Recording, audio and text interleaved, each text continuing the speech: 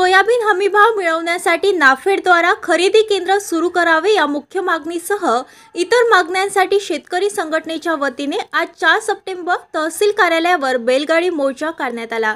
प्रगती शेतकरी मंडळाचे अध्यक्ष राजू वानखडे यांच्या नेतृत्वाखालील या मोर्चात मोठ्या प्रमाणावर तालुक्यातील शेतकरी बैलगाडी ट्रॅक्टरसह सहभागी झाले होते। भगतसिंग चौकातून हा बैलगाडी मोर्चा काढण्यात आला। मेन रोड मार्गे मोर्चा तहसीलवर धडकला। या ठिकाणी शेतकऱ्यांनी शासन व प्रशासनाविरोधात तीव्र संताप व्यक्त केला। यावेळी तालुक्यातील शेतकऱ्यांचे थकीत पैसे द्यावे मागणी व आगामी हंगामातील कार्यक्षेत्रातील शेतकऱ्यांना सरसकट कर्ज माफ करावी, शेतीला कुंपण व्यवस्था, शेतकरी पेन्शन योजना, पीक विम्याचे पैसे त्वरित देण्यात यावेत अशा मागण्या शेतकऱ्यांनी केल्या। या मागण्यांचे निवेदन विभागीय अधिकारी संदीप कुमार अप्पार यांना देण्यात आले। यावेळी प्रगती शेतकरी मंडळ, जनमंच नागपूर, स्वाभिमानी शेतकरी संघटना, new young club, farmers group शेतकरी संघटनेचे पदाधिकारी व तालुक्यातील बहुसंख्य शेतकरी, महिला व पुरुष मोठ्या संख्येने उपस्थित होते। प्रतिनिधी संतोष माने, मूर्तिजापूर।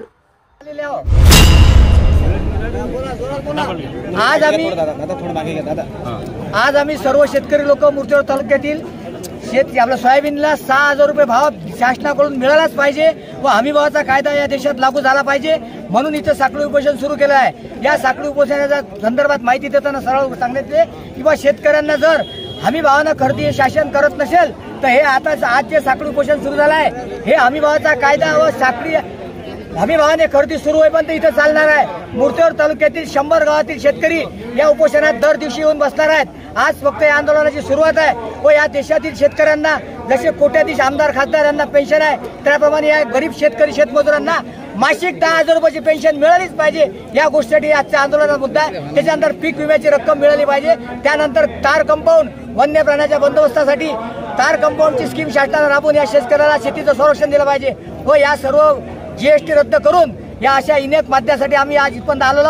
आज कापूस उत्पादक शेतकऱ्यांना न्याय मिळाला पाहिजे व संपूर्ण कर्जमाफी शेतकऱ्याची झालीच पाहिजे। या सर्व गोष्टीला अनुसरून आज मूर्तिजापूर तालुक्याच्या शेतकऱ्यांनी आजचा पहिला दिवस साखळी उपोषणाला सुरू केला आहे। वाजत गाजत याची शासनाने दखल घ्यावी याकरता आम्ही सर्वजण इथं आलो।